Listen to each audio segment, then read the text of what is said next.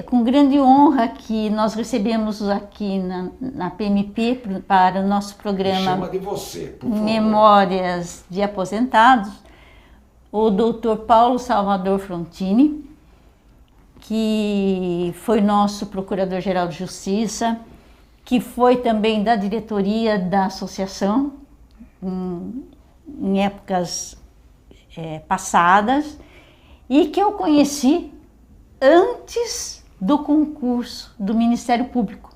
Nós nos conhecemos, não é, doutor Frontini? No consultório Do Wagner Lapati. do Dr. Wagner Lapati, que era o pediatra da filha dele e da minha filha.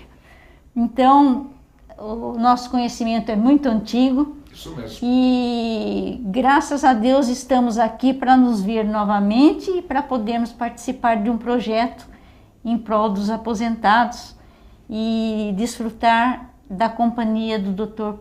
Paulo Frontini. Olá, seja muito bem-vindo. Esta é mais uma edição do Memórias dos Aposentados. E hoje nós recebemos o Dr. Paulo Salvador Frontini, Procurador de Justiça aposentado, ele que foi Procurador-Geral de Justiça no Ministério Público de São Paulo. O Dr. Paulo iniciou a carreira no Ministério Público em 16 de janeiro de 1961 e vai contar agora toda a história da sua carreira. Dr. Paulo, muito obrigada pela presença. Eu que agradeço. Muito obrigado. Eu gostaria que o senhor iniciasse então a nossa conversa contando como é que foi lá em 61, quando o senhor entrou no Ministério Público. Pois é. Eu tinha sido estagiário do Ministério Público. Tem mais isso. Então, no 4º ano da faculdade, sou formado aqui no Largo São Francisco em 1959. Em 1958, já pensava no Ministério Público como carreira, como profissão, portanto.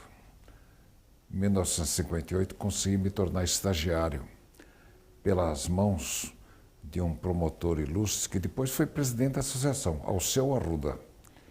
Muitos anos depois, ele se tornaria presidente da associação.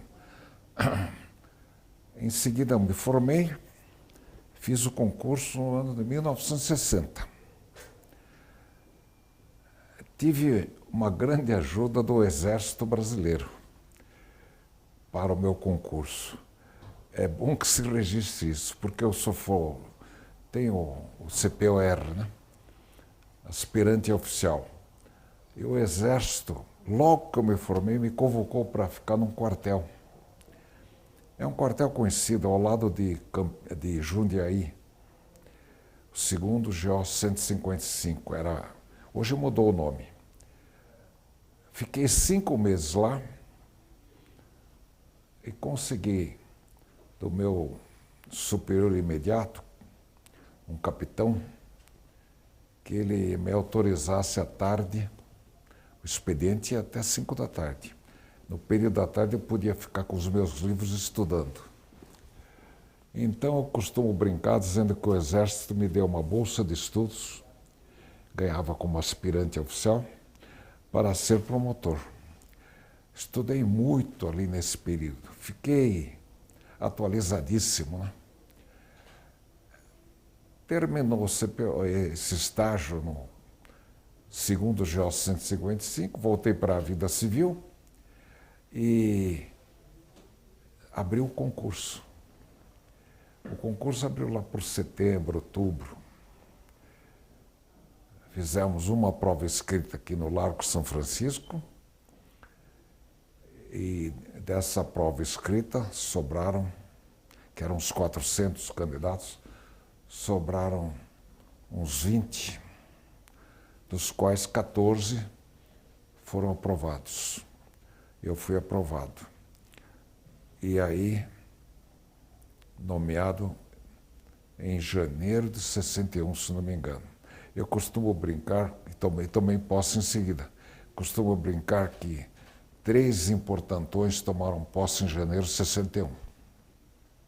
Jânio Quadros, John Kennedy e aqui o modesto promotor. Só eu continuei, os outros foram desistidos, né?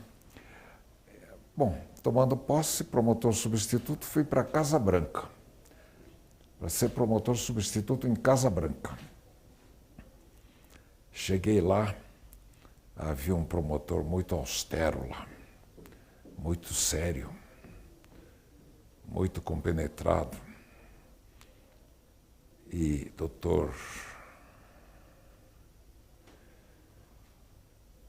E ali fiquei lá um dia. No dia seguinte, fui convocado para vir na capital e assumi a primeira promotoria criminal. Fiquei um mês lá. E aí, continuei na capital, na Curadoria de Massas Falidas. Eu tinha antecedentes falimentares. Meu tempo de advocacia não foi muito longo, mas eu trabalhei no escritório de um notável comercialista, Manuel Sebrián Ferrer. E o Dr. Ferrer me fez aprender muito sobre falências, concordatas especialmente. A grande providência na mão dos advogados na época era impetrar concordata, com dilatória, né, com prazo, porque a inflação comia a dívida. Não havia correção monetária. Estou falando de 1960, né? Mas o fato é que, quando eu fui para o oral do Ministério Público, o Manuel Sebrián falou para mim: agora o seu local de trabalho é na sua casa estudando. Ele me ajudou muito. Continuei ganhando e, com essa tranquilidade, fui para o exame oral, fui aprovado, tomei posse em Casa Branca, voltei para a capital, fui para Massa Falida, até abril de 1961. Na Massa Falida estava ótimo, né? Solteiro, meus pais moravam aqui em São Paulo, ganhava diárias, estava bom demais, né? Não podia continuar na certa, né? Aí, em abril de 61, saiu uma portaria para eu trabalhar em Iguape. Então eu peguei uma lotação, não tinha automóvel. Eu não tinha automóvel. Peguei uma lotação e lotação todo dia até registro. Eram dois ou três que faziam esse serviço.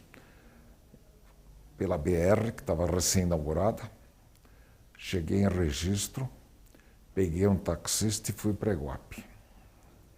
Foi um choque. Foi um choque. Chovia quando cheguei lá, eram 4 da tarde, o fórum estava fechado. Meu Deus, que cidade! O fórum no centro de uma praça, nenhum jardim em volta, só uma gramínea. E fechado. Eu vi ali bem longe, sim, um veículo e um jipe da polícia. E alguém lavando, debaixo da chuva, o jipe da polícia.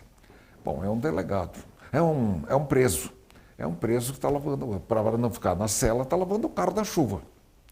O jipe da polícia. Em vez era o delegado. Dr. Camilo Peduti, muito gentil, me pôs no carro, me pôs no jipe, estava chovendo. No táxi eu não pegava chuva. Fomos até a casa do doutor juiz, Flávio Trombetti. E não eram 5 da tarde, batemos na porta, ele me atendeu de pijama. Foi outro impacto. Mas muito gentil, logo me identificou, e a senhora dele serviu uns docinhos na mesa. Aí perguntei para ele: onde é que eu posso ficar? Não, já providenciei tudo, você vai para o hotel, Hotel São Paulo, onde a gente comia numa mesa comprida como se fosse o coxo. Impressões, né? Dormi lá uma noite, aí descobri que no fórum havia uma cama, na sala secreta do júri havia umas camas e um chuveiro. cada promotor que passava por lá solteiro dava uma contribuição. E a minha contribuição foi colocar um chuveiro de água quente. Fiquei lá aquele mês. Foi um pouco desanimador. Um colega de turma da faculdade veio lá como advogado e mexeu comigo. Olhou pela janela da minha sala e disse, olha, você está pondo sua mocidade aqui? Olha atrás da sua janela o que é que se vê. Só se via mato. Era isso. Mas tudo bem. A única vez que eu balancei um pouco na escolha da promotoria. Por influência do ilustre colega Sérgio Barti, advogado. Depois faleceu. Ali, indo para Iguape, eu descobri o registro. 180 quilômetros no asfalto. Fiz uma choradeira na Procuradoria-Geral e fui promovido para o registro. Foi ótimo. Recebido pelo Dr. Rui de Mello Almada, já falecido juiz de direito, a quem eu devo gentilezas indescritíveis. Dr. Rui me ensinou tudo que eu só sabia na teoria. Um paizão. Ele tinha idade para ser um irmão mais velho do que eu, não para ser meu pai, mas foi um paizão. Eu fiquei em registro de 1º de maio, ou 2 de maio de 61 até fevereiro de 1963, onde, nessa época, fui promovido para Getulina. Uma promoção meio discutível, porque Getulina, a 450 quilômetros de São Paulo, era uma cidade muito inferior ao registro, sem serviço. A sorte é que o doutor Trombetti, o juiz de Iguape, aquele que me recebeu de pijama, pessoa ótima, né? A essa altura era o juiz em Getulina. Então eu já conhecia, isso facilitou tudo, mas eu nunca morei em Getulina. Poderia arrumar uma casa para morar, era solteiro. Mas não tinha onde comer em Getulina. Ao contrário da minha experiência em registro, onde a alimentação era muito fácil, havia vários restaurantes para comer. E assim, fiquei lá em Getulina, morando em Lins, do Lins Hotel, cujo gerente chamava Mário Miranda. Eu gostei muito dele porque ele tinha sido ponta esquerda do Palmeiras. E quem me conhece sabe que eu sou um palmeirense histórico, fui corneteiro do Palmeiras. Bom, o Mário Miranda me acolheu muito bem, me deu um quarto ótimo lá no Lins Hotel. Esse período de Getulina eu fiquei no Lins Hotel. Getulina não tinha serviço. Nessa ocasião, um caminhoneiro de Getulina escreveu no para-choque do caminhão: visite Getulina antes que acabe. E a revista Quatro Rodas tinha uma seção de mensagens de caminhoneiro, para-choques de caminhão. E aí publicou, enquanto eu estava em Getulina, publicou o caminhão com para-choque: visite Getulina antes que acabe. Eu fui no morro em frente a Getulina com uma chapa fotográfica, enquadrei a cidade e trouxe a fotografia do caminhão, publicada na Quatro Rodas. E grudei no gabinete do Procurador-Geral, Dr. Werner Nogueira. Em julho de 1963, arrumei um padrinho poderoso, José Neto Armando, que me conhecia da massa falida, um grande nome do Ministério Público. Depois foi procurador de Justiça, eu acho que até interinamente foi procurador-geral. Acampei na Procuradoria-Geral com a minha fotografia, o procurador-geral Werner Nogueira, um homem muito severo, muito austero, boa pessoa, hein? e o doutor Neto Armando me ajudando. Finalmente, no fim de julho, perdi umas férias por causa disso. Todo dia no gabinete para ver se o doutor Werner me recebia.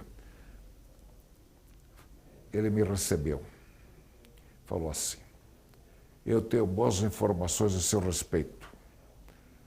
E então vou atender seu pedido. O senhor vai para Penápolis. É uma cidade muito boa, com ótima sociedade. E, por favor, case lá.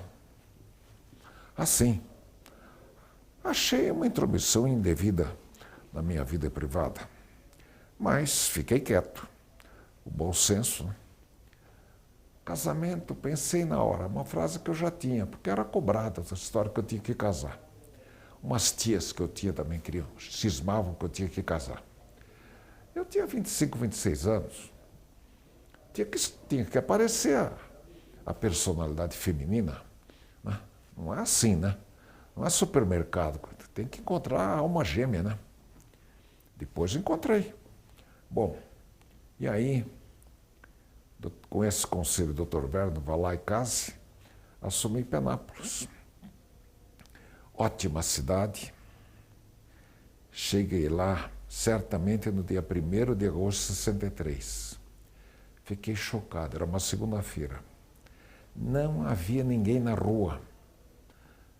Vazia a cidade. Você está querendo ouvir curiosidades, né? O que será que aconteceu? Deve ser feriado, mas feriado teria algum sinal. Na véspera tinha acontecido um acidente de automóvel, um trem pegou uma caminhonete, matou uns 8 ou 9 jovens da sociedade de Penápolis. A cidade estava literalmente de luto, oficialmente. Só sobreviveu o motorista da caminhonete, que depois foi processado, condenado, foi defendido pelo famoso José Frederico Marques, grande figura do mundo jurídico, essa altura já advogando, tinha sido desembargador. E não adiantou defender, ficou condenado, mas não sursi. O que me dava uma tremenda raiva, ver esse moço continuou desfilando, sorrindo, um playboyzão, desfilando lá na cidade, e aqueles 7 ou 8 jovens que tinham morrido. Parece que não era com ele. Mas, enfim, aí assumi Penápolis. O juiz chamava Sebastião Caboto Carreta, antigo oficial da Polícia Militar. Tem uma filha que é juíza. A filha era uma menininha, Cíntia. A Cíntia Carreta hoje é juíza em Rio Claro. O doutor Sebastião foi um bom amigo. Fizemos boa amizade. Fiquei lá numa comarca, tinha 7 municípios. Foi realmente a minha grande experiência de júri.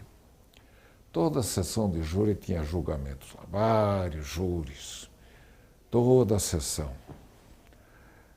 E júris que foram bem, outros que não foram muito bem, mas a essa altura já tinha conversado sobre as dificuldades do júri e quero aqui prestar uma homenagem ao doutor Hermínio Marques Porto, depois procurador de justiça, mas ele era promotor do júri. Eu fui falar com ele. Eu não estou contente com o meu desempenho no júri. Não vai bem. Ele perguntou se eu era professor. Sim, tinha sido professor e talvez até estivesse lecionando nessa época. Então ele falou, em vez de fazer júri com emoção, estuda tecnicamente o processo, você tem que conhecer, decora os autos, de ponta a ponta, e sem emoção, relata para os jurados o que tem no processo. Até ele falou para mim, você tem uma vantagem, você tem um cadáver para exibir. O promotor vai para o júri exibindo, infelizmente, mas exibindo um cadáver da vítima. Isso sempre impressiona. Foi uma orientação muito importante, porque a partir daí começou a melhorar o meu desempenho. houve um júri complicadíssimo em Penápolis e o réu foi condenado.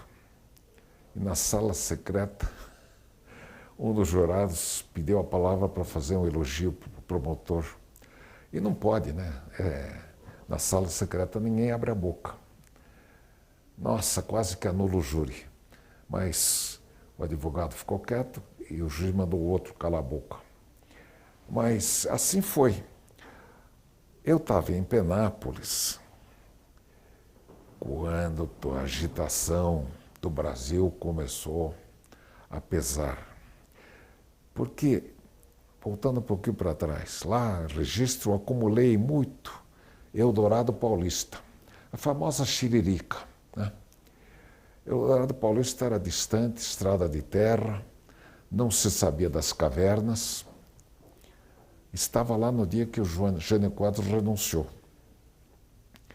Foi uma ducha de água fria em todo mundo. O juiz, tentando lembrar o nome dele, nos convidou para ir à casa dele, tinha um rádio Transglobe, e ficamos ouvindo as notícias da renúncia do Jânio. Que desânimo, que fossa, o que será do Brasil? Eu percebi que minha confusão, isso não vai ficar assim. Como teve uma confusão imediata, depois teve o 31 de março. Estava lá em Penápolis, aquela inquietação do governo Jango, não tinha televisão. Eu podia ouvir rádio, mas não ouvia. Eu li o jornal no fim do dia. Percebia-se que a coisa estava complicada. E, de fato, aí, no 31 de março, aconteceu tudo o que nós sabemos. O Jango fugiu. Auro Moura Andrade assumiu a presidência. E, dali a alguns dias, até um advogado de Penápolis, muito bem informado, me falou antes da gente ler no jornal. Olha, diz que vem aí uma providência dos militares que eles vão tomar o poder. Dr. Antônio Joaquim de Oliveira era um ilustre advogado em Penápolis, depois entrou na magistratura, muito jovem. Foi juiz de direito, chegou a desembargador e faleceu. E, de fato, veio o ato institucional, com a sua fúria caçadora, os proprietários rurais, a burguesia rural, rasgou a fantasia, perseguiram a turma do sindicato rural, coitados, tiveram que fugir da cidade, depredaram o sindicato rural e denunciaram professores, uma série de, entre aspas, esquerdistas, muitos que eu conhecia, gente muito boa, que discutia as coisas. O fato é que foi uma caça às bruxas. Eu fiquei lá na promotoria e alguns promotores foram atingidos. Foram demitidos ou aposentados, já no 31 de março, nesse período logo seguinte. Foi terrível. Dr. Mercier, que é meu amigo, meu colega de magistério, hoje ele tem 80 anos de idade, mas o Dr. Mercier foi demitido do quadro do Ministério Público. Outros tantos foram aposentados. Foi muito difícil isso. Bom, o fato é que eu fiquei lá em Penápolis fazendo muito júri, atendendo muito o trabalhador rural. E essa era não existia a Justiça do Trabalho, senão na capital, em Campinas. Então havia um decreto-lei do Getúlio Vargas, lá do 1945, que mandava o promotor atender os trabalhadores. E a gente fazia atendimento trabalhista. Entre os promotores falava-se o PTB, a turma do PTB, os trabalhadores. E o PTB era grande em Penápolis, cidade rural, tinha entrado em vigor o Estatuto do Trabalhador Rural. E assim ia-se trabalhando, atendendo. Os colegas que exageraram nisso, foram para a rádio divulgar, e eles sofreram consequências nessa época. No meu caso, passou batido, não, foi tranquilo. E continuei atendendo os trabalhadores. Eu sempre trabalhei de porta aberta. Achava uma coisa muito boa socialmente esse trabalho da promotoria, recebendo qualquer pessoa do povo. Muito comum receber os trabalhadores que vinham lá com suas reclamações. A gente mandava, não era uma intimação, era um convite que o próprio trabalhador levava para o patrão. E aí eles vinham no dia marcado, tentava-se um acordo. Geralmente saía, hein? Saía. Precisava um pouco de bico doce e tal, mas saía. Quando não saía o acordo, reclamação trabalhista. E isso era um trabalho muito permanente, constante, quase diário. Eu atendia todos os dias da semana, menos as sextas-feiras. Porta aberta e em Penápolis, né? E tem uma passagem interessante que um dia o oficial de justiça perguntou se eu atendia uma senhora. Era umas 4h da tarde. Ele falou, mas doutor, é uma daquelas senhoras.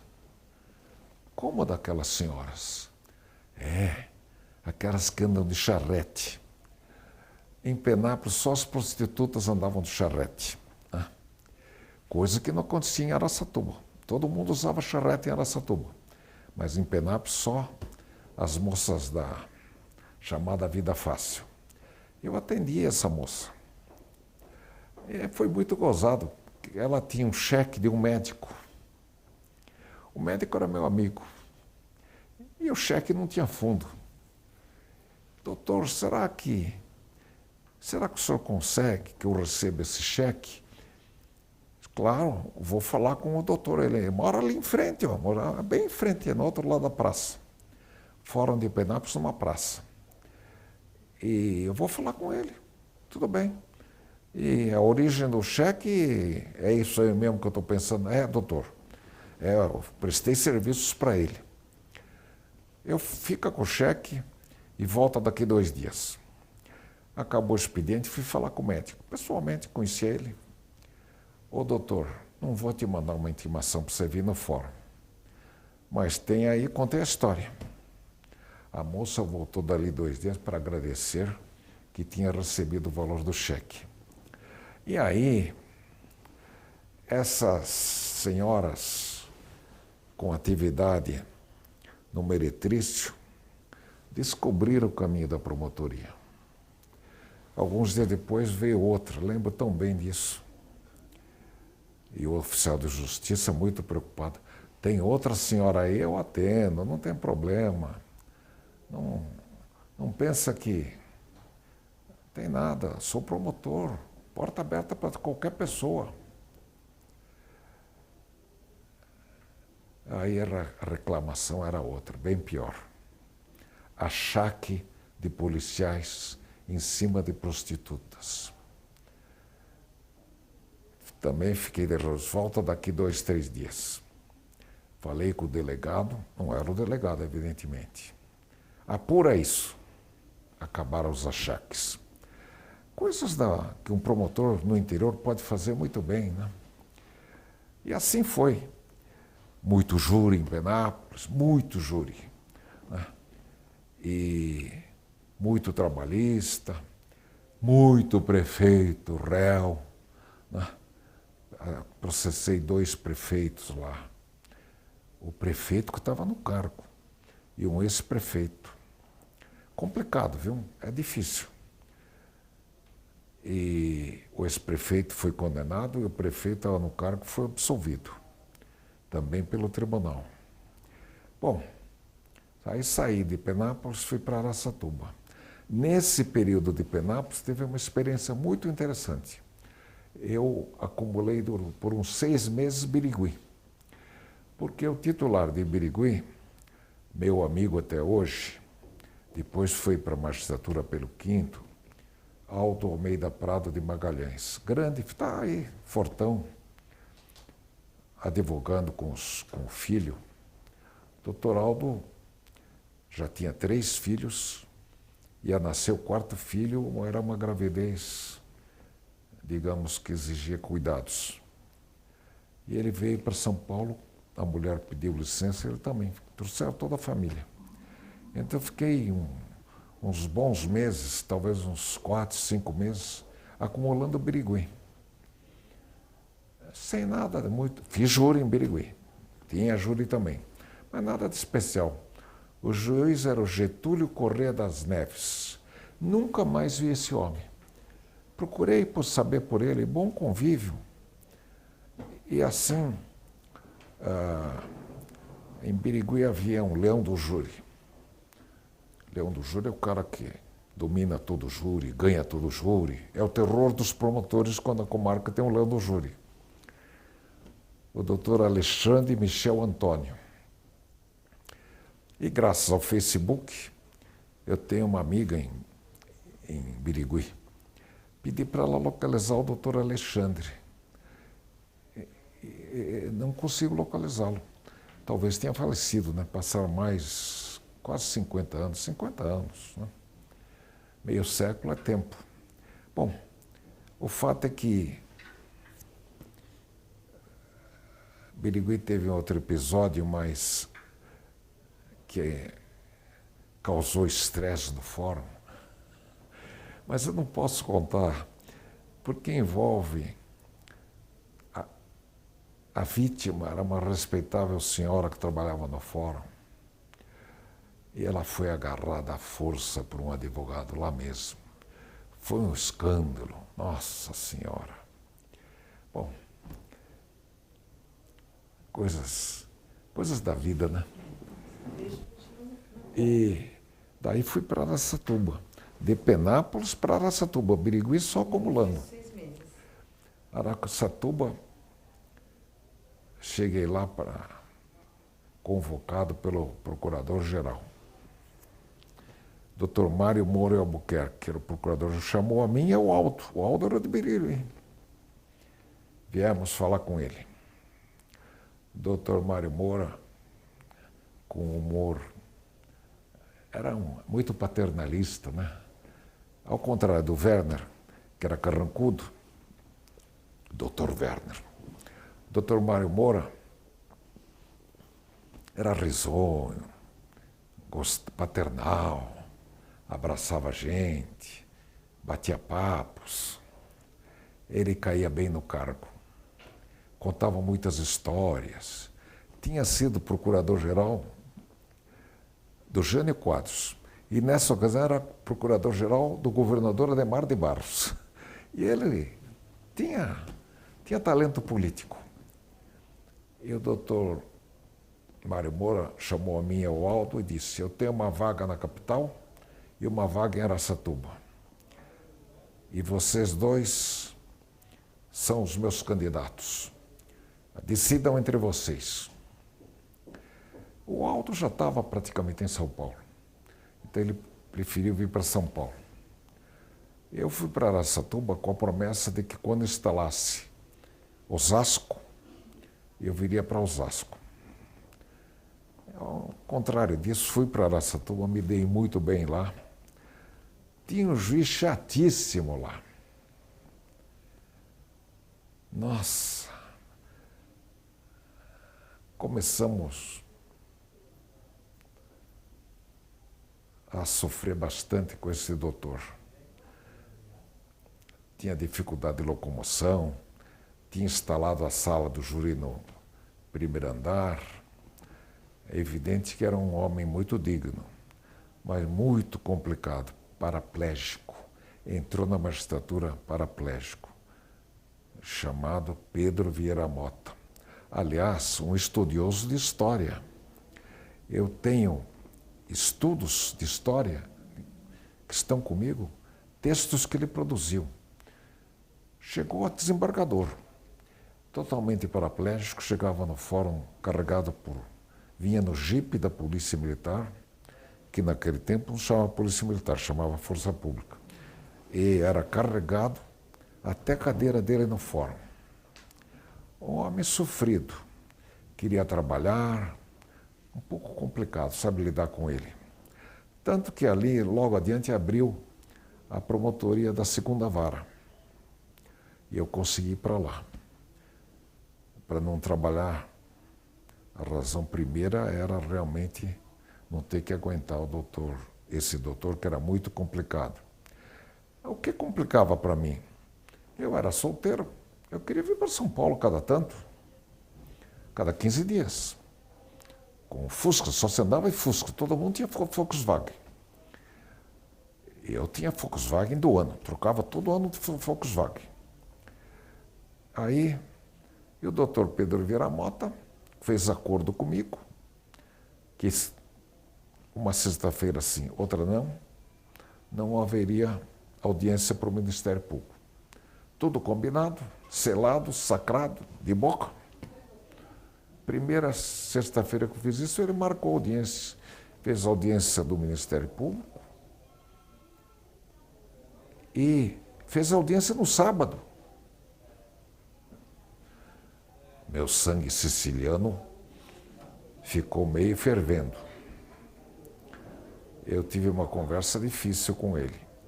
E aí, vagou a 2ª Promotoria. E o doutor Onésimo Silveira, que era o procurador-geral, me pôs na 2ª Promotoria. Para a 1ª Promotoria veio uma pessoa que se tornou meu irmão por resto da vida. Irmão de coração, claro. Cândido Rangel Dinamarco. Conheci o Cândido nessa ocasião. Ainda ontem ele foi homenageado na Câmara Municipal. Ganhou o título de cidadão paulistano. Cândido não é paulistano. Eu estive lá. Pois aí formamos a dupla, que gerava muita piada em Araçatuba, porque um promotor era Cândido, o outro era Salvador. Então a cidade tinha que estar bem protegida, né? Entre um Cândido e um Salvador, tudo em paz. E foi tudo bem. Havia na 2ª Vara tinha uma coisa terrível, a falência do frigorífico Tião Maia. Araçatuba era a capital do boi. Acho que não é mais, não se fala mais isso. Capital do boi. E tinha o famoso frigorífico Tião Maia, que estava em concordata. A concordata tramitava na 2ª Vara e virou falência. Da minha casa até o fórum eu ia a pé. Às vezes ia de carro, mas normalmente ia a pé. Não no alto verão, claro. Mas, vamos dizer, de abril até outubro dava para ir a pé. Eu passava nesse caminho, via casas e casas fechadas, porque a Araçatuba murchou com a crise do Tião Maia, do frigorífico, que já não era do Tião Maia. Ficou com o nome, mas não era do Tião Maia. E houve uma crise de abastecimento de carne e o governo da República decretou uma intervenção no frigorífico. Foi a salvação de Araçatuba. Então aquela massa falida passou a receber dinheiro do governo, SUNAB, o órgão do governo era SUNAB, não existe mais. Passou a receber dinheiro do governo, que pagava o frigorífico passou a pagar os credores e a concordata foi levantada. E tudo isso acabou se normalizando. O frigorífico saiu da mão dos Fialdini, entrou na mão de outros particulares. E a cidade retomou a normalidade. Esse foi o fato mais importante. Meu amigo Manuel Sebrian, em cujo escritório eu tinha trabalhado, era o advogado dos concordatários. Desacostumado com o interior, não acostumado com o interior, um pouco autossuficiente, chega em Araçatuba e vai deitando falação. E os credores querendo o dinheiro deles. Cercaram Manuel Sebrián Ferrer na praça, em frente ao fórum. E aí alguém me falou qualquer coisa, que tinha risco do advogado tomar uma surra.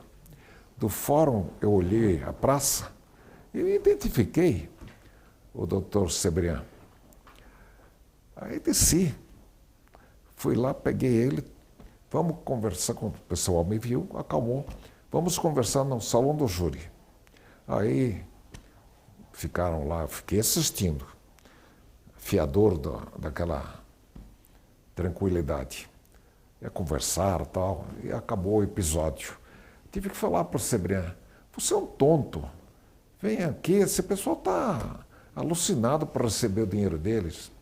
Um dia, sempre nesse assunto, me aparece na sala um caboclão.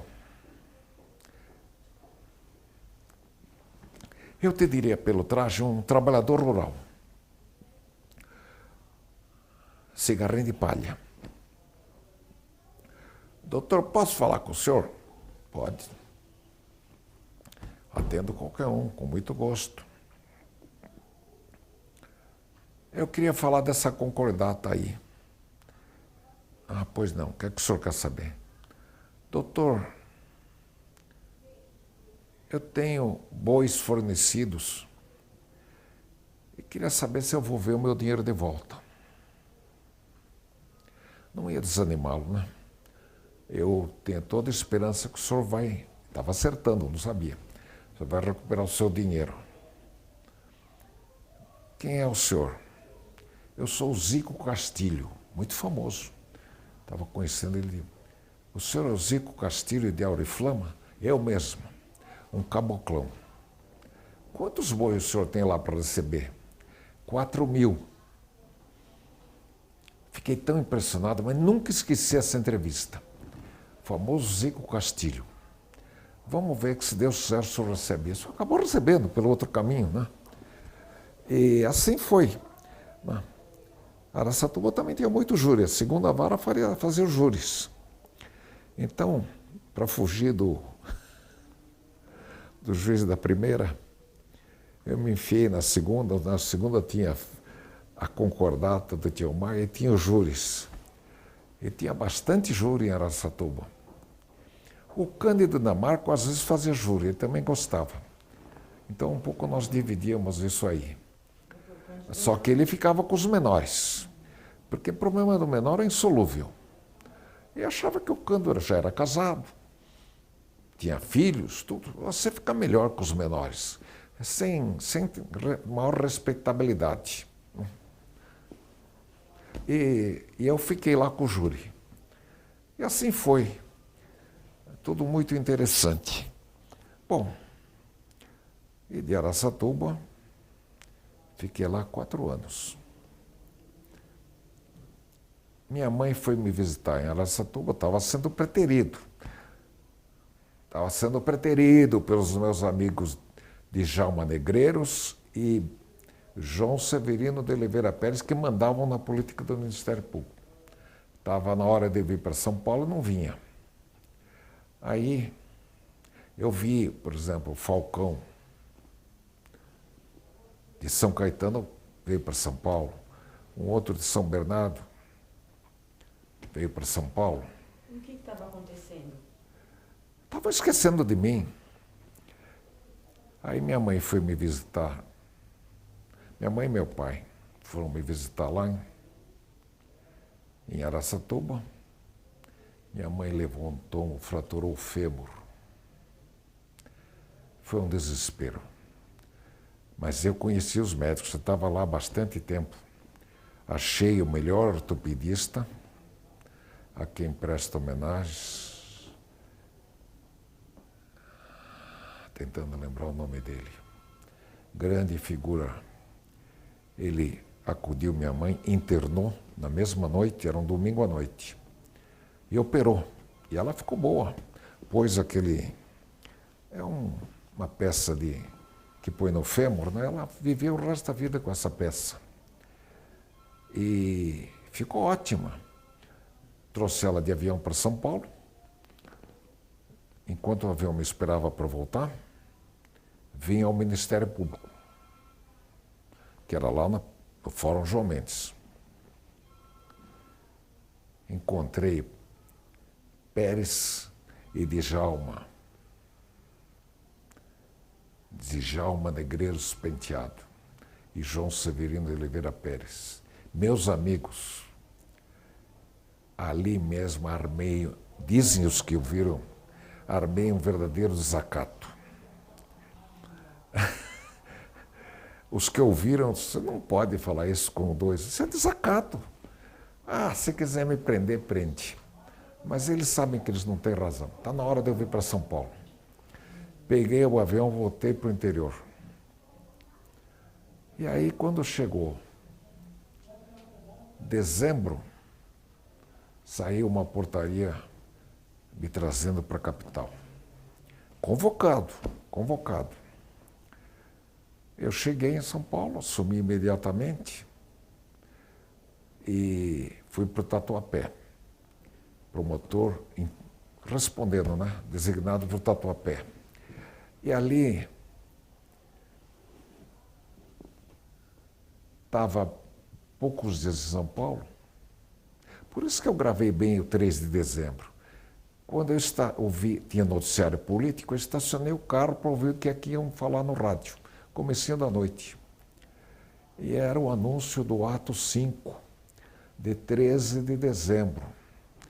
Por isso que eu associo bem a data que eu vim para São Paulo. Porque era 13, só estou há 10 dias em São Paulo, olha o que acontece. Ditadura plena, né? Ditadura, não que eu achasse que ia ser atingido por nada, não. Mas era a situação de fato mesmo. Regime militar pleno.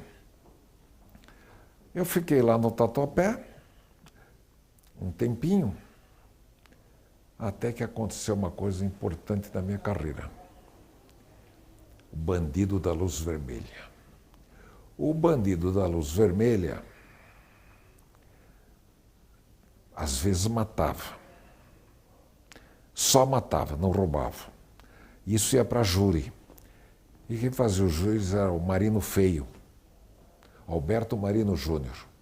Tinha um outro Marino, muito importantão, de Campinas, era o Marino Bonito. E o Alberto Marino a gente chamava de Marino Feio, com grande sucesso no júri. Mas quando não tinha morte, que era latrocínio ou só roubo, era vara. E os processos estavam agrupados na 4ª Vara Criminal. E lá fui eu, tirado do sossego do Tatuapé. Era gostoso o Tatuapé. E o meu amigo Vadielu, meu amigo da vida inteira, advogadão, forense, advogado de fórum, Vadielu, até me levou do Tatuapé, almoçando. O Corinthians fica na jurisdição lá da vara do Tatuapé. Fui uma vez num almoço, só nós dois, uma vez no almoço da diretoria, homenageado pelo Vadielu, sabendo ele que eu sou palmeirense histórico. Mas o Corinthians tinha estado em Araçatuba e nós todos da família forense fomos receber o Vadielu e ficou muito contente. Bom, aí estava lá no Tatuapé, tudo bem, tranquilo. Estava contente. Vem uma portaria para cuidar do bandido da luz vermelha. Nos processos que não iam para júri. Os processos estavam todos na 4ª Vara Criminal. O que significava que não o bandido da luz vermelha, os receptadores iam escapar por prescrição. Ia demorar tanto essa defesa, eles araram. E aí recebi um telefonema para ir na Procuradoria-Geral. Subi lá, doutor Virgílio, você vai ficar lá até receber uma comunicação que estamos preparando. Não se esqueça, estava em vigor o ato 5. Voltei para o Tatuapé, aí recebi, estava acompanhando o caso do bandido da luz vermelha, recebi vem aqui em cima de novo. faça uma petição de 3 linhas pedindo o despensamento de todos os processos do bandido da luz vermelha. Não precisa fundamentar. Fiz ali mesmo, tá bom assim, tá perfeito. Voltei lá, apresentei para o doutor Miguel René Fonseca Brasil, juiz da 4ª Vara Criminal na época. Fiquei olhando o despacho. J. conclus. Muito bem. Fui embora. Eu vinha sempre no fim do expediente, porque daí vinha para minha casa. No dia seguinte, a rotina. Tatuapé, fim da tarde, Araçatuba. Tem despacho? Não. Veio outro dia, a mesma coisa. O doutor Miguel René entra furioso na sala. Às 5 da tarde. Não existe mais magistratura. O juiz não tem independência. Não, reclamando. Tomou uma prensa. Ato 5 existia, né? De fato, no meu requerimento, ele pôs assim, defiro. Mandou todos os processos de volta do bandido para as varas de origem, com o que seria possível condenar os receptadores. Aí acabou o meu trabalho com o bandido da luz vermelha. Voltei para o Tatuapé, mas me achei credor. Afinal, bandido da luz vermelha impunha... Era a responsabilidade. Era um caso complicado. Grandes advogados defendendo os receptadores. Vou falar na Procuradoria. Bom, e agora, como é que eu fico? Vamos te oferecer uma curadoria de família. Não quero. Eu tinha sido substituto de curadoria de família, no lugar do Dr. Laércio de Oliveira Lima, que teve um infarto, era meu amigo, e falaram para ele indicar quem ele queria que eu substituísse. E ele indicou meu nome, então eu fiquei 2 meses, saí de registro. Isso deve ter sido fevereiro e março de 62. Foi ótimo, fiquei 2 meses em São Paulo, morando com os meus pais, diárias. Né? Deixei registro lá por conta de alguém. E aí, mas era triste vara de família, muito triste. Sempre mexeu comigo. Separação, alimentos, mulheres desesperadas, com muitos filhos. Drama de família. E eu resistindo ao casamento, solteiro. Isso me fazia mal, mexia comigo. Não gostava não de ver esse sofrimento familiar. Até porque na minha família, graças a Deus, sempre vivemos muito bem. Com os meus pais, minha avó. Eu não conheci meus avós, só a avó materna. E irmãos, tios, sempre nos demos muito bem. E ver a briga de família me doía. Então aí consegui ir para a Massa Falida. Me ofereceram, você quer ir para lá? Quero. Eu fiquei muitos anos na Massa Falida. Teve um intervalo nisso aí. O professor Eli Lopes Meirelles era municipalista, como era o professor, meu colega de turma, Geraldo Taliba. Eles praticavam o municipalismo, que era uma bandeira. Essa bandeira deixou de ter razão de ser, porque os municípios depois passaram a ter muitas receitas, mas os municípios passavam fome com a falta de impostos. Era a estrutura coronelística. Então, os prefeitos ficavam na mão do governador, compreende? E depois houve uma reforma constitucional, os municípios ganharam dinheiro. Então a bandeira municipalista era uma bandeira jurídica, política e tributária. O Geraldo Ataliba e o Dr. Eli me enfiaram sem que eu deixasse a promotoria, me enfiaram no mutirão municipalista. Eu dava aulas. Às vezes havia seminários para prefeitos e eu falava sobre o decreto-lei 201, se não me engano. Crimes de responsabilidade de prefeitos era o meu assunto. Foi assim que, por exemplo, fiquei amigo do professor Dalmo Dallari e de muitas pessoas.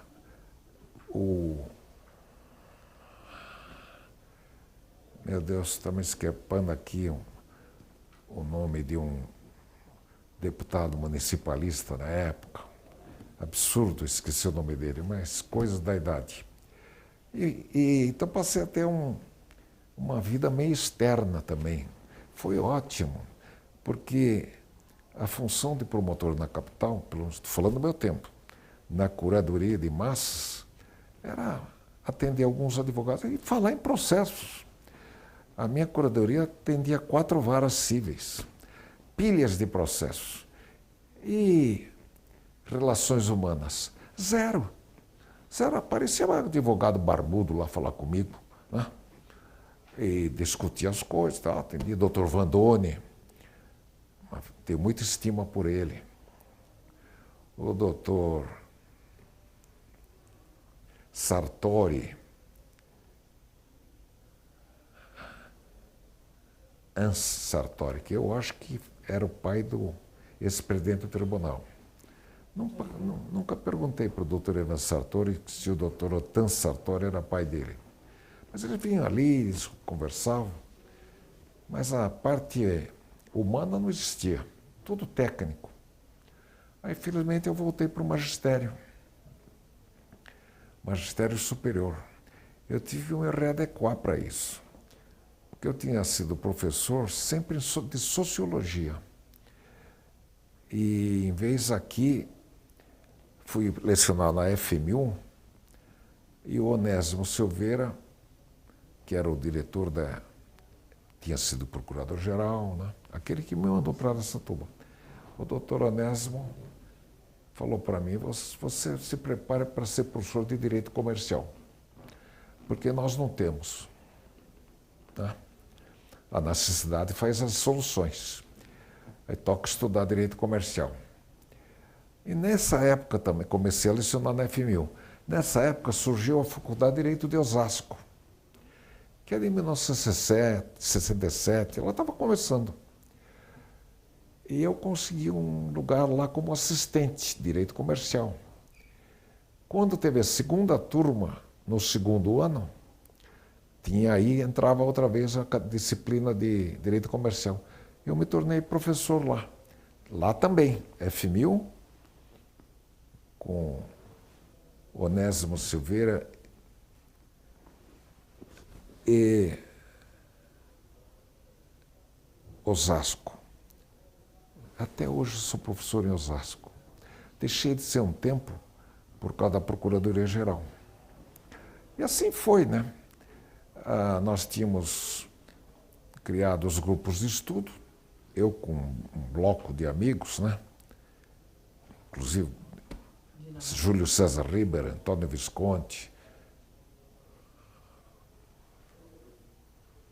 Paulo Roberto, de Rio Preto, Nelson Lapa,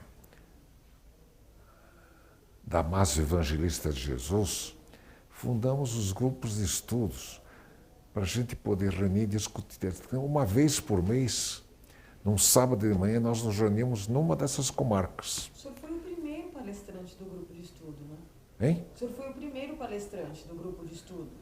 Na primeira reunião, eu e o Dinamarco. Foi em Bauru. Foi sobre o trabalho? Com o doutor Damásio como anfitrião. E o doutor Machadinho, faleceu depois. Era um promotor de Bauru, tinha mais idade. Era uma espécie de tiozão nosso lá. Doutor Machadinho. Não lembro mais o nome inteiro dele. Muito boa pessoa. E... O senhor ainda não era procurador? Não, era promotor em Araçatuba. Antes dessa história do Tatuapé. E aí, Formamos grupo de estudo. Na primeira palestra, o Cândido falou um assunto e eu falei sobre acidente de trabalho. Tinha um decreto-lei recente sobre isso, decreto-lei do governo do Castelo Branco. É aí que está. E os grupos de estudo, aí essa ideia se irradiou muito, né? Deu certo, mas o primeiro grupo de estudo foi dessa turma aí. Tínhamos 17 colegas. Paulo Norberto Arruda de Paula, Nelson Lapa, Cândido Marco, Júlio César Ribas, eu participei também, mais gente. A doutora Andréa Chiarati tem todo esse histórico, ela me entrevistou. Eu já assisti o documentário dela. Me mandou até um... Gente fina, Andréa Chiarati. Em 1973, o professor Buzaide era ministro da Justiça. Sempre foi meu amigo, o professor Buzaide. No tempo da faculdade, ele identificou uns alunos que gostavam de processo civil e que tinham boas notas, eu estava entre eles, e formou um grupo para discutir processo civil à noite na casa dele, na aclimação. Fiquei amigo próximo do professor Buzaide, uma amizade que cultivei até o fim da minha vida. E isso foi terrível, porque quando o Montoro me conheceu, quis conhecer os candidatos a procurador-geral, ele fez perguntas.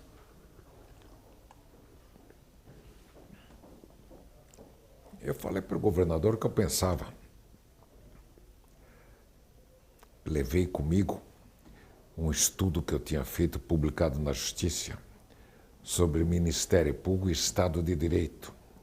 Porque eu sabia que a turma do Contra ia atirar em cima do Montoro a minha amizade com o Buzaide. As prerrogativas da... Esse artigo foi escrito em 1975, em plena ditadura, para um congresso em Uberlândia, e foi publicado na Justiça.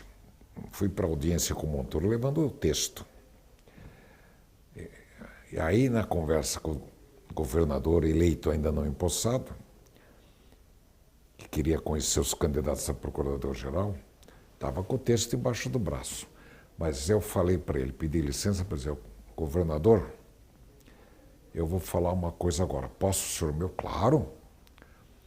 E se isto criar algum constrangimento, o senhor tem toda a liberdade de desconsiderar meu nome. E se me avisar que está desconsiderando, eu até agradeço, porque eu paro de disputar votos, né? Para ainda entrar na lista.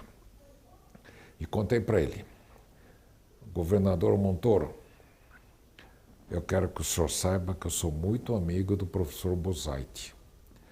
É uma amizade em termos pessoais até. Começou na faculdade e continuou. Ele é ministro supremo. Se para aceitar esse cargo, disputá-lo, tiver que renegar a amizade com Buzaide, eu vou ficar com a amizade e não vou querer o cargo. Muitos anos depois fiquei sabendo que o Montoro se impressionou muito com essa minha colocação. Comentou, o homem fala as coisas. O homem fala. Então, em 1973, então aí que entra o Buzaide de novo. O doutor professor Zé Carlos Moreira Alves era presidente da Comissão de Estudos Legislativos do Ministério da Justiça. E ele pediu ajuda para o procurador-geral, Dr. Oscar Xavier, de alguns promotores que pudessem ajudar para adiantar alguns projetos de lei. E aí, Antônio Marcelo da Silva, está aposentado há muitos anos, está meio esquecido aqui, ótimo colega.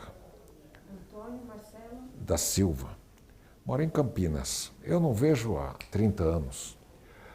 O Cândido Rangel Dinamarca, o doutor Cândido, você esse está sempre na ordem do dia. O Evelson Soares Pinto, falecido, do Ministério Público, foi para o tribunal, ficou muito pouco tempo no tribunal, se aposentou e logo depois morreu. Ele se aposentou no tribunal porque ficou doente. Ele era carioca, morava em Itaperuna. Morreu em Itaperuna. Não consegui visitá-lo quando ele faleceu. Itaperuna é longe, quase no Espírito Santo, interior lá do estado do Rio. Bom, o fato é que ajudamos em vários projetos de código nessa época. E aí, na carreira, fomos tocando. Finalmente, chegou um momento que fui preterido para subprocurador. Doutor Quintanilha, aquele que tinha... Não era ele, não foi ele que me mandou casar, não. Mas o Quintanilha cismava que eu era solteiro. Doutor Onésimo, mandou casar foi o doutor Werner? Não, foi o Werner Nogueira. O Onésimo foi sempre muito meu amigo. O doutor Quintanilha cismou comigo, não queria me promover. E aí entra o santo Cláudio Alvarenga, o Claudinho. E eu queria trabalhar em casa. Por quê? Porque tinha tido uma filha. Estou falando do começo de 77, minha filha é de 76. A minha mulher trabalhava. E com quem fica essa criança? Claro, tinha babá. Mas o pai aqui é coruja, corujíssimo. Né? Teria gostado de disputar o prêmio Nobel da corujice. Bom, o fato é que, com a ajuda de Cláudio Alvarenga, eu fui parar nos mandados de segurança. Pareceres que a gente dá em casa. Então eu trabalhava em casa, máquina de escrever, não era computador. E a filhinha por ali, antes no quadrado, depois engatinhando. Né? Foi ótimo, devo isso ao Cláudio Alvarenga. E fiquei assim até virar subprocurador. Numa data heróica, 11 de agosto de 78. Que é a data melhor? Ser subprocurador na data dos cursos jurídicos. Se tivesse sido em 77, eram 150 anos da fundação da Faculdade de Direito. Mas não, foi em 78. 152 anos, 151 anos da Faculdade de Direito. Exatamente no 11 de agosto. E por pressão, não foi por boa vontade do Dr. Quintanilha, não. Foi por pressão do secretário da Justiça, o professor Oscar Barreto, que me conhecia aqui da faculdade onde eu já era professor, era secretário da Justiça. Eu falei com ele, reclamei que estava sendo preterido. Ele achou um absurdo o que estava acontecendo. Mostrei, quem foi. Eu estou deixado de lado por causa do mau humor do doutor Quintanilha. Né? É verdade que eu estava acomodado lá dando os pareceres, mas era a minha vez. Oscar Barreto entrou na parada, falou com o governador e falou com o Quintanilha. Tudo resolvido. Nada como ter amigos. Né? Uma frase que meu pai me tinha dito uma vez. Para ir na frente na vida, você tem que ter amigos. Eu lembro muito bem de quando meu pai falou nisso, tempo da faculdade. É o Horst Sense, né? E gravei e sempre pratiquei isso. É preciso ter amigos. Pois o Oscar Barreto, cuja memória eu venero, entrou nessa parada. Logo entrei na lista. Entrei na lista e fui logo nomeado subprocurador. Era um cargo que não existe mais. Subprocurador de Justiça. E aí passou uns tempos, já o Procurador-Geral Pérez, doutor Pérez, né? Ótimo amigo. Muito meu amigo, muito. Poderia falar muitas vezes que ele me ajudou, foi gentil comigo, atencioso. E o doutor Pérez, no casamento, na festa de casamento da Luzia Galvão, sabe quem é? Sim, sim. A Luzia Galvão casou no Clube Alto de Pinheiros, a festa, né? Com o doutor Virgílio, esse procurador-geral. Bom,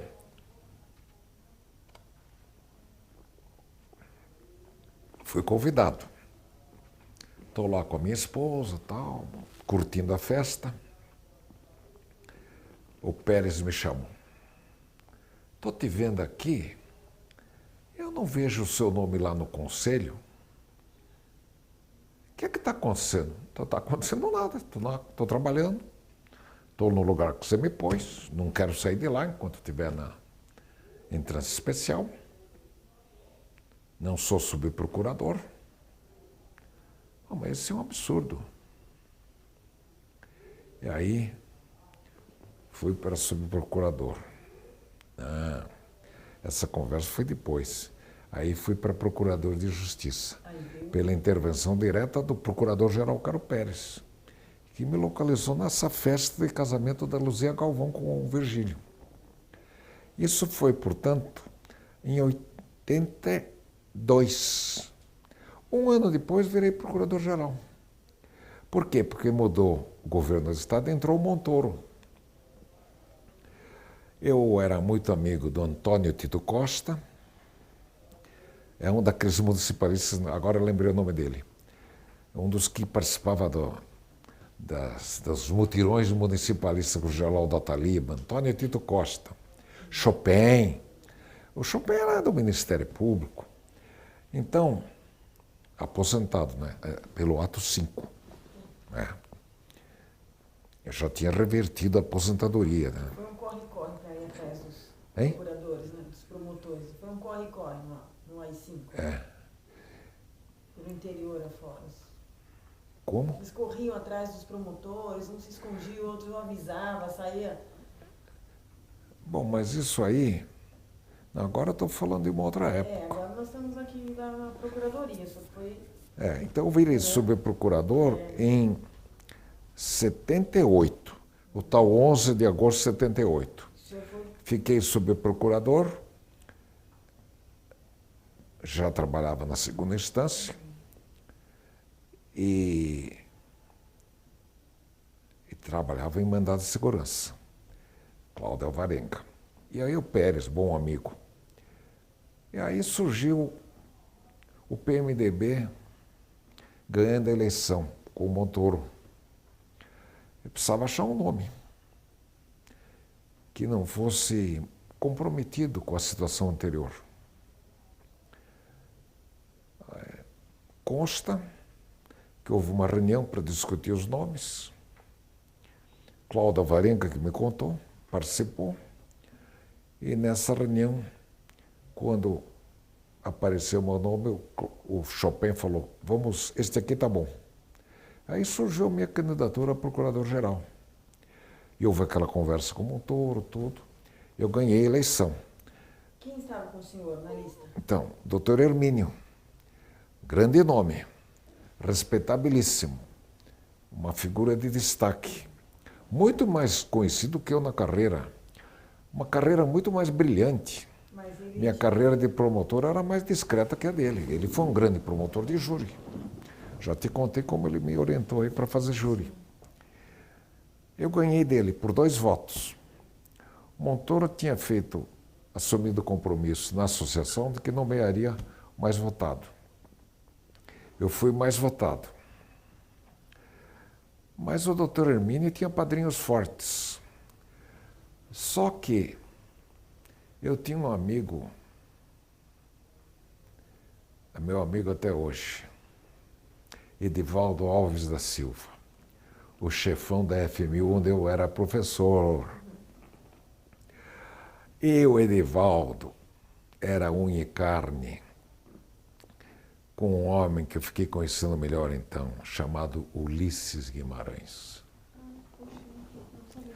O doutor Ulisses me conhecia um pouquinho da gente encontrar na sala dos professores. Mas, um pouco antes, professor de Direito Comercial, essa altura já da Faculdade de Direito aqui, da Universidade. O doutor Ulisses, adversários políticos, ele era da oposição ainda, hein? Ele ficou do governo quando entrou o Sarney, que é coisa lá para frente.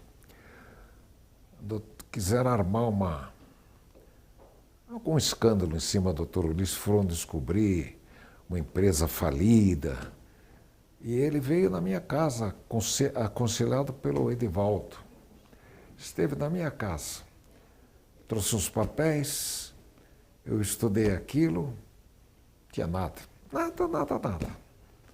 A falência era atual, ele tinha sido membro do Conselho de Administração uns 10 anos lá para trás. Ele voltou para conversar comigo. Já estudei, doutor Ulisses, não se preocupe. Se alguém levantar isso, o senhor tem uma resposta belíssima que eu posso até redigir. Muito obrigado. Então, eu tinha esse ativo político e os 2 votos de vantagem. Acionei o doutor Ulisses, lógico, nem precisava, o Edivaldo já tinha acionado. E o Montoro me nomeou. Tomei posse. Fui procurador-geral com absoluto respeito do governo. Ele falou para mim, nomeado, fui visitá-lo.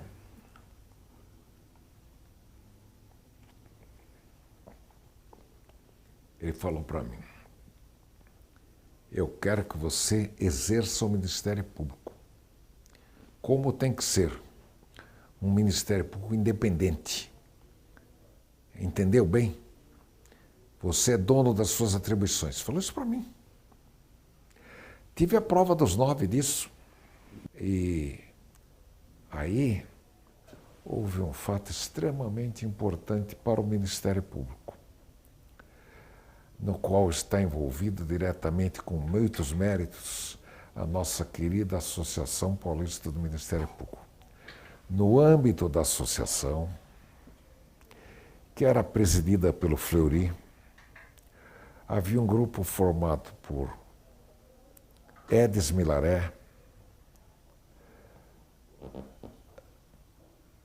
Antônio Augusto Camargo Ferraz, Filomeno, Nelson Neri, mais alguns, que elaboraram um anteprojeto de lei de ação civil pública. Eles me puseram esse anteprojeto na mão. Eu levei para Brasília, ainda no tempo do Figueiredo, e falei com o ministro da Justiça, também professor de Direito Comercial. Meu Deus, como é que eu esqueço o nome dele, sabe? São coisas da idade. A gente começa... O ministro da Justiça era um mineiro e ele recebeu com muita alegria o projeto. E foi encaminhado, Sarney encaminhou projeto, anteprojeto e projeto por iniciativa do presidente. Sarney virou. Não, Figueiredo encaminhou. Nem foi o Figueiredo, foi o substituto dele. O vice-presidente da época, vice do Figueiredo, mandou para o Congresso. Aí o Sarney tomou posse, esse projeto tramitou na Câmara, ajudamos, fizemos lá nossos lobbies e chegou para a sanção. E na sanção um grupo de juristas, não convém dizer o nome, um grupo de juristas se posicionou contra o anteprojeto, porque eles tinham um projeto igual. Mas o nosso projeto tinha um batismo oficial, o projeto deles era de autoria de um deputado. O nosso era do governo. Com a ajuda do Dr. Sepúlveda Pertence, que era o Procurador-Geral da República, esse projeto estava para sanção, um fogo cruzado em cima dele, partindo desses professores. Eu fui a Brasília falar com o presidente da República, Dr. Sepúlveda, que teve acesso lá. O chefe da Casa Civil, cujo nome eu não lembro agora, é uma pena. Lembro também da pessoa, tinha sido promotor em Minas. Me recebeu com um abraço, eu sou do Ministério Público, esse projeto engrandece o Ministério Público, vamos levar para frente. Achei ótimo. E o Sepúlveda entrou para falar com o Sarney. Aí voltou. Falou para mim, vai ser sancionado, mas vai ter uns vetos. O presidente da República perguntou para mim, Sepúlveda, esse projeto na mão do promotor de Barra da Maré, um nome assim, uma cidade de Maranhão. O que será que ele vai fazer com isso em cima dos políticos? Então vamos deixar só ação civil pública, patrimônio histórico, consumidor e meio ambiente. Outros assuntos de interesse coletivo e difuso, está vetado. Porque eu estou com medo do promotor da Barra de não sei o que lá. O Sepúlveda não me contou isso, porque eu não entrei na audiência com o Sarney e a lei foi sancionada.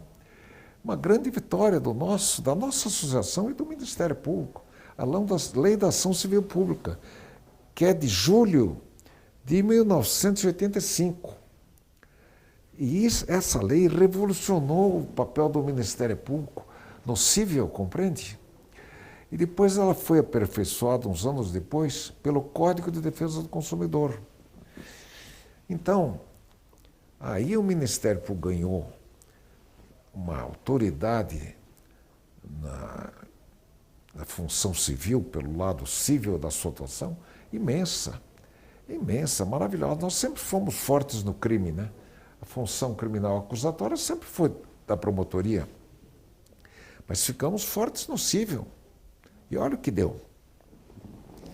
Veja o que é hoje o papel do Ministério Público na área da cidadania, na área do meio ambiente, consumidor, todas essas áreas. Eu tenho uma sobrinha que é promotora do consumidor aqui, Ana Beatriz Frontini, trabalha nesse prédio aqui. Olha o poderoso órgão que é o Ministério Público em tudo isso, e cresceu muito. Depois veio a Constituinte. Na Constituinte trabalho de outros, não foi meu, já estava como secretário de Estado, só ajudei alguma coisinha. E nesse período eu aposentei no Ministério Público. Terminei a gestão lá, e a partir daí me inscrevi na OAB, e a partir daí vida privada. Entende? E ficamos aí, então assim, até hoje, tenho mais de 20 anos como advogado. Minha inscrição é 108 mil e uns quebrados. Hoje já é uma inscrição média antiguidade. A minha mulher, que se formou em 64 e logo se inscreveu na ordem, a inscrição dela é 17 mil e uns quebrados, imagina só. A minha é 108 mil, hoje está em mais de 300 mil. Né? E estamos aí, advogando, sim.